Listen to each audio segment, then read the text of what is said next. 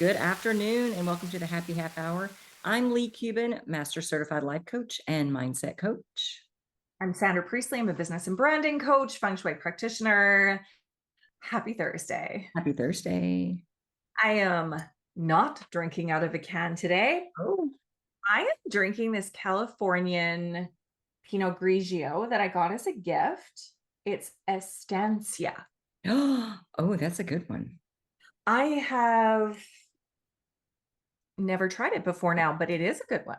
I like it. What are you drinking today? Hey, I am drinking some more Scatterbrain. This time it is dark cherry vanilla whiskey. Dark cherry vanilla. And look at the little rack. It's cute. So I have no idea what it tastes like. So I have my little Scatterbrain. Over ice? Yeah, Just over ice. Big ice. Nice.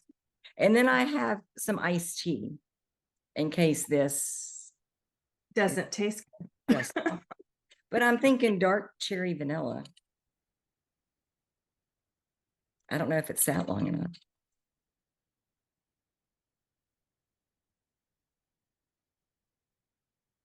Oh, wow. It tastes like a cherry Coke. I haven't had a cherry Coke in 45 years. A long fucking time. Long fucking time. I'm not even joking. Probably at least 45 years. So part of me is like, oh my God, you can't drink this. It's Coke. But it's not. Yeah. Oh, it tastes really, really good. Cool. Who knew? Who knew? Hey. So tell me what happened this week. Tell me what your week.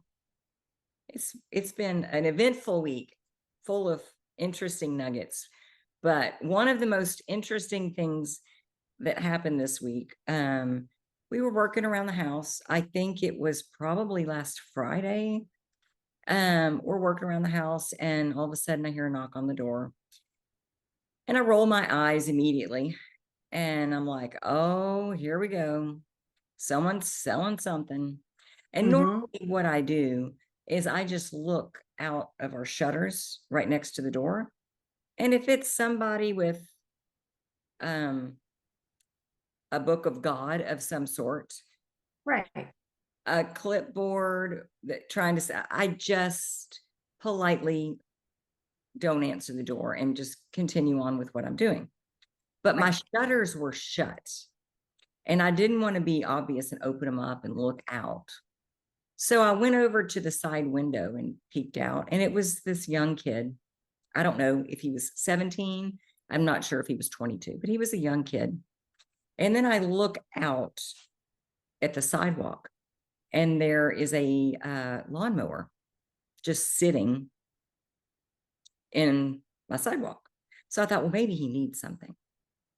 So I opened up the door and I'm like, hi, can I help you? And he said, I am wanting to see if you have any work that I can do outside, like any yard work. I'm trying to help my mom pay rent. And I'm like, well, no, because Paul was going to be doing yard work all day Saturday. And he does not like people messing with his yard. Like even when his dad starts mowing, he's like, did he do this to the lawnmower? Did he do this? Did he, like raising it and doing this certain things? So I said, well, do you have a card? And he goes, no, but I have a phone number. So I said, okay, give me your number. And I took his name. And then I asked him something else. And he said, we're just trying to pay rent. It's due today. I'm covered in, poison ivy. And he's sunburnt on top of it. Oh, no. And I was like, you know what? Hold on one second. And about that time, Paul's walking up behind me and he's been listening to this conversation. And I said, can he mow the front yard? He said, yes. So I said, go ahead and mow the front yard. And I said, I will get you something for your poison ivy. And are you thirsty? And he said, yes, I am so thirsty. So he goes outside to start mowing. Oh no, we asked him how much he wanted for the front yard. And he said, I don't care. Whatever you want to pay me is fine. Oh my gosh. So Paul goes to see how much cash he's got. The kid goes to start working. I'm looking for poison ivy medication. There's nothing here in the house. So I call Lily, who happens to be at the store, and said, hey, pick me up some poison ivy medication. She's like, okay. So I'm getting him waters and stuff to drink, and I go outside, and he's making like the second pass on the side of the house, and the mower stops. And he walks up to me and he goes, my mower just died. Oh, Do you have any gas? oh gosh. Well, ours is electric. So we do not, but we used to. So I went and kind of dug around the backyard and like, storage areas, not thinking I would find anything. And Paul's like, I just run up to the gas station up the street and I'll get him a gas can and some gas because he's going to keep going when he's done with us. And so in the meantime, we gave him our mower and let him continue to mow. Anyway, he comes up, he's finished. Lily's shows up with his stuff for his poison ivy. And I asked him if he's hungry. Paul's not back yet. And he's like, yeah, I haven't eaten all day. So we're feeding the kid. He finishes that. He's like, is there any more? And Lily goes, Mom, if this kid is asking for food, he is starving because you don't just ask people for food. And it hit me like, I've never been that hungry, you know? And anyway, he finishes eating. He says, thank you. I tell him, I text him my number. I'm like, if you need work, just text me and we will find some things for you to do, because I do have a backyard full of stuff that really could be kind of cleaned up. Didn't tell him that, but in my head, I'm thinking, I can put a kid to work. And he said, we're almost there. We're $180 away from making rent. And the mom and me wanted to be like, well, let's just go to the bank and get you the cash. But the other part of me was like, he just made a whole lot of magic happen. He just knocked on someone's door that does not answer her door. He Oh, just got gas so that he can continue working. He's got medicine for his arms and a full belly and water. And if I just give him the rest of it's not that much money. That could have been a couple of houses. And if I do it for him, he's not going to do it for himself. And he's not going to realize the magic that he has. And Lily goes, Mom, what if he doesn't make it? What if we could have given him the money and he keeps going and no one else answers their door? And I said, oh, they'll answer their door the same way I answered my door. Because when we are in alignment, the people that we need show up and open up their doors. And it hit me in it wasn't about that sweet little kid that knocked on my door. It was about reminding me that we're always in the right place at the right time. And we have to show up. And when we show up, the people that are there are going to open the doors. absolutely. And it was such a moment. It was a moment for me to see this kid. And of course, when he left, I had to give him a little pep talk and, go get him like Coaching. the badass you are. Oh. But it was all for me, because I forget that in the day to day. What if this doesn't happen? What if this does happen? What instead of what do I want? What do I need? Yeah. Not what can go wrong. I can't remember, someone was it you maybe that sent me the coolest little video. I think it was you, was it? The coolest little video of this, like the coolest little kid sitting in the car talking about like you can pay attention to, if you want more happy, be more happy, and like you can go and spend all of this money on an amazing trip, and you can pay attention to the warmth of the sun, and you can pay attention to the waves, and you can pay attention to all the beauty around you, or you can pay attention to all the negative stuff and all Yeah. the things you want to complain about. But like, why do you pay for an experience that you crap on? But Yeah. how old was this kid? Like, 7, 8. yeah. He was young. And the way he explained it was like a young child explaining it, but he nailed it. Well, and he even said like he couldn't remember the name, like boyfriend or girlfriend. So he's like, you're not paying attention to the waves, you're paying attention to the, your person friend left you or whatever it was he said. I can't remember the word that he used, but it was Uh-huh. like he was so young that he didn't get that, but he got the concept. I was like, what kind of Yeah. philosopher is this dude I gonna? Like, know. how amazing for him at this age to Yeah. be so powerful and show Right. up and do this video that probably went viral. And, was he taught that? Is that just how he was raised? Or does he just know that? Does he remember? I feel like he just knows that, don't you? I like that.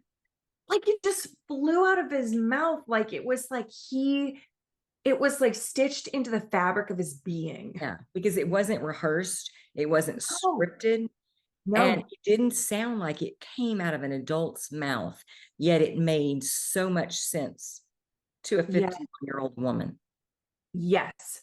It felt like he knew it. Uh-huh. And I Like thought, is he the next Dalai Lama? Like it was that sort of, yes. yeah, the jolliness, Yes. have the authentic happiness. Hmm. Yeah. It was amazing. Like oh yeah. It was so, so, so fun to watch. And I think, well, I hope that he continues on because Yeah, you can see it. You can see the sparkle. This is his path. This is what he's yeah, meant to do. yeah, Like, and how many people don't know, right? Because we convince ourselves that we have to do what makes us money, do we're in high school and people are saying, what what are you we're going told to is what we're do? supposed to do. Right. Here's your Or, path I want you to follow, Sandra. I don't yeah, care what you want to do. These are the steps you need to take to get where I want you to be. right. What's a cool job that I could say? What is a cool career? So you go through school. I'm going to be a neurosurgeon. You go through school and you say like I'm going to be, I don't know, I'm going to be a lawyer, I'm going to be a doctor, I'm going to be, a nurse, and Sure. or my mom expects me to go into the military like my dad and my grandpa and my great grandfather, and so I'm going to do that. Like there's all of these things that people just fall into and never get out of. Nope. I Mindlessly. mindlessly just like do what I think I'm supposed to do and not really pay attention to like, where are my freaking gifts? Yeah. I have this coaching client that I was working with and or that I am working with, and she has kind of skipped around from business to business to business. Like it's still her coaching business, it's still her, her online coaching business, but she's kind of moved within it. She'll do something for 6 months and then kind of burn it down and then sort of shift, do another program or do private coaching and then decide I don't want to do private coaching. I'm going to do VA work, always for online entrepreneurs, but she shifts a lot. And so we paired it right back into what is it that is when she's in her magic, what does that look like? And you could see so clearly when she was in her magic, she was creating. Yeah. You would get this idea and she was like, oh, I'm going to create this course. I'm going to create this portal. I'm going to create this project and I'm going to call it this. I'm going to help women do this. I'm going to help them craft their design, their business design. Mhm. And so she was just like so excited. But then she'd go to market it. She'd post a couple times, and she's great with posts, but she'd post a couple times. And then she'd be like, "Ah, I hate this. I don't even want to sell it. Like, I'm just." So we talked about where the joy was. Mhm. Like, and okay, I used to work in a prison. So I said, where's the crack? Like, where's the crack cocaine in your business? Like, what is it that lights you the fuck up? And it was the creating. And what dampens it was the marketing piece. And so we came up with this marketing for her that she didn't touch. Mm. So she's busy creating. She's using Pinterest. It's Mm. ever live. She is hiring out a Pinterest designer, Pinterest expert that Yeah. just manages her Pinterest stuff. She loves creating blogs. So for now, she's got this blog that she's going to do. She's got all of these things. She doesn't want to show up on social media because that dulls her brilliance. I just thought, like, and she said, Sandra, this is the best business ever. I am so excited. I keep going. I keep thinking, oh my gosh, what can I create today? And then I realized I got pins that are like scheduled out for the next 30 days. I don't even need to create anything, and I can't stop creating. This Wow. is fucking brilliant. Wow. And it's the first time she has ever had a business where she felt like 1,000% in alignment, because it was only using her gifts and not using the stuff that she doesn't love to do. And how many times do we do this? We spend so much time, we hire coaches, we take on courses so that we can get better at the stuff that we don't necessarily do well. Right. We think is, like, I'm only going to be successful if I can fix where my weaknesses are. But I love to just find people's strengths. What's their zone of brilliance, and go all in on that, hire the rest out, or work around it so that you don't have to create a business using something that you don't love. And just like the kid that knocked on my door, Yeah, those people we need to help us do the things we don't want to do or don't know how to do are out exactly. there. And they're looking for us too. Yes. I So, mean, this chick loves Pinterest. Maybe doesn't love the creation part, yeah. but this chick loves Pinterest. And so voila. Like, this is like the best relationship ever between the two of them. She loves this girl. Everything looks beautiful. Her Pinterest feed is beautiful. Mhm. And she doesn't get out of her zone of brilliance. She said, Sandra, I could not sleep because I was so friggin' excited thinking about all the things I wanted to create. And that's where you know that it's right, because how often, how often do we have a job that we are exhausted by? Mhm. When I get on this podcast, I might be tired before we hit like join, Yeah. and I come alive. Yeah. Yeah. Every time. I know. It's I don't like think the we've nodded conversation. off once in 91 episodes. True. But, it's just like, how can we step more into our brilliance? Mm. It's like this just beautiful, like the universe just opens up. Yeah. And when we start stepping in there, more that matches that meets us. Mhm. And the more we see, and the more, oh, there's this, and oh, and all of these things we never contemplated. We don't have to get so specific on, here is my business goal. I'm going to get all of these things done in this particular order at this particular time, unless we know exactly that that's what's going to happen. But Sure. when we don't, sometimes we need to be general. Yeah. And it's oh, I want a business that makes me feel like this. And then do the things that make us feel like that. Exactly. And everything else comes in to just sort of support us and Mhm. say, oh, well, you didn't think about this, but you need this and you need this. And but here's this person and here's this person. Yeah, And it it's all massive. unfolds. It just all unfolds. Yeah. Oh, I had this other coaching client, the coolest story. So she was a contractor for this company. And she was working for this person, but she could tell there was something off. She could tell that one of the clients that she was serving was, she felt, wasn't that happy with her services. Mhm. So there was a few things that she had pointed out, and she was so worried. She was worried that she was going to lose not only this contract for her, I don't know, the larger company, Right. but she might be let go from this larger company. And she was panicking about money. She was panicking. And I kept thinking, I mean, because I rely on my gut a lot. And I kept thinking there's something else here. Mhm. And these two women are in charge of a lot of people in a large company. And Mhm. so I went into, what was I like when I worked for the government as a leader? I was not that fluffy.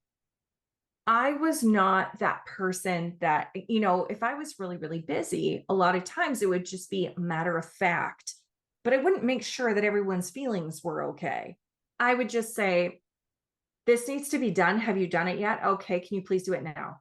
I mean, that kind of like abruptness. And I was well respected. I won leadership awards. I wasn't a total bitch, but a lot of times, I led my team knowing that if I'm really busy, there's no room for fluff. I don't have time for the fluff today.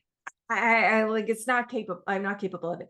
So I was questioning, saying, are you positive that they're just not stressed? Are you positive? Like, no, no, no, no. I'm pretty sure like they're really upset with me. I'm pretty sure. So we did some mindset work. We did some emotional regulation because she was so keyed up. She was starting to panic. Well, And and she it was saying, felt do I real find to another her. job? Oh, yeah. Do I find another job? What am I going to do? Should I phone her? Should I make sure it's okay? Should I just quit? Like, maybe I should quit. Maybe this isn't for me. And I'm like, whoa, whoa, whoa. Hang on. Let's go through a series of options you've got. Which one feels good to you? Which one feels like you're emotionally regulated? So she said it was staying with this client, continuing on with her other business opportunity that she was working with, and just doing the best that she could, and then let the chips fall. Mhm. Everything started to just fall into place for her. Everything. And she got a phone call. She got on a phone call with her like bigger corporation. She got on a phone call with this client. Both of them were happy with her. There was no problem at all. And she said, my gosh, if I had stayed in the state that I was in, Yeah. what would have happened? You would have been fired. I She fully would have believe quit. it. Because, or she would have quit. Something would have happened because she was so much in that panic mode Yeah. that the universe was just going to start firing at her. Yeah. That's And what she happened. said, I believe it 100%. The best thing that we did was find a way to regulate my emotions, to stop the panic and the fear and the craziness that I was placing myself in. And now she still has this contract, and also the relationship with this client that she's working with has just improved like 1,000%. She said, I think she was emotionally dysregulated or dysregulated. Like, I think she was not handling things well because she was stressed about money. And then she got another big client and everything fell together. And it wasn't about me at all. No, it never is. But the thing No. is that now she has a frame of reference for when something similar happens in the future and she starts to panic. She's Yeah. going to say to herself, whoa, whoa, whoa, Yeah. what is true? What are you Right. making this mean? Yeah. And she's going to be able to calm herself down and get back to center and Yeah. focus more on what she wants. Exactly. And also she's at this place, she's like, wow, emotional regulation is everything. And she could sit back and she could go, oh yeah, but she's just not emotionally regulated. Mhm. When she gets back down to it, you know. And, she might be able to coach her Yeah. a different mindset space. Yes. But the thing is that when we're in that space where we're fearful and we think they think this, Yes. like Sandra, I don't know, but it doesn't matter Mhm. because if that affects us and the way we feel, it affects the way we show up. Absolutely. And when we can look at them and whatever they're going through and go, if that has something to do with me, they're going to tell me. Yeah. And until they do, I'm going to show up like this Mhm. instead of making up bullshit stories, creating anxiety in myself. And then when I'm all anxious, worried about how to please them, I'm not pleasing anybody. And I'm not showing up in my magic because Yeah. I'm tap dancing around trying, okay, how do they want me to tap dance now? Yeah. I'm fucking miserable. Yeah. And I mean that in every area of life. I'm not just talking about work. I'm talking about in relationships. I'm talking about at the grocery store. I'm talking about with volunteers in the community. I'm talking about any area where we're in a group of people. We can't show up to please them. We've got to show up in our magic, in our authenticity with our gifts. Exactly. And And think outside the box, right? Like I think too often we learn something or we I don't know, watch TV or we're watching coaches online. We're on social media and we see someone do something in a certain way. And she was very guilty of this. Oh, she like um one of my past clients, she has a subscription. It's like a membership. Mhm. And I had reached out to her and said, have you ever thought about doing this? She just hit $5 million in 4 years doing the thing. Wow. Oh, yeah. Wow. Like unbelievable. It was just the perfect storm for her. Yeah. And so, this client of mine this week was like, well, she did it this way and maybe I should do that. And this person did it that way and maybe I should do it that way because they made $5 million and she made $2 million. And I'm like, wait a minute. Do you love subscriptions? Like you don't even sign on for them. So like, do you? No, that's true. What about marketing them? Do you want to market them? No, not at all. Okay. Might not be your avenue. We'll dial it back then. Like, what do you love to do? And then when we start in that way, magic happens. That's where the magic is. It's where the And magic. on that note, we're out of time. We're out of time. I was wondering. Good. I will So see fun. you next Thursday. And thank you guys for joining us. We will see you next Thursday on the Happy Half Hour. Bye. Bye.